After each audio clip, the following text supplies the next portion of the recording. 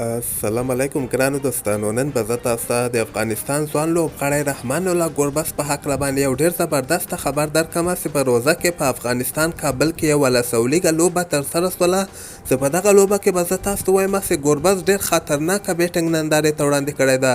که تاسو هم د ګربز مینوال یاستئ نو دغه ویډیو هم در سره حتما لایک کړئ.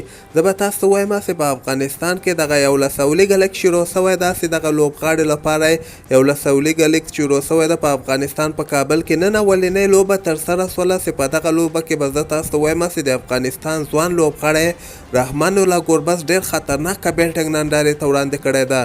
په دغه لوبه کې رحمان الله ګربز 9 بالو باندې 93 رنزه د خپل ټیم لپاره کړي دي چې په دغه کې 11 غټې شپږیزې او همدغسې 15 سروريزې وهلې دي.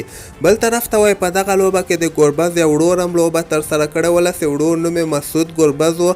هغه هم وایي ښه بیټینګ ترسره کړی ده چې 11 بالو باندې شپږیزې وهلې دي، 48 رنزې کړي دي چې په دغه کې شپږیزې او همدغسې 2 سروريزې د رحمان الله ګربز ورور هم کړي دي.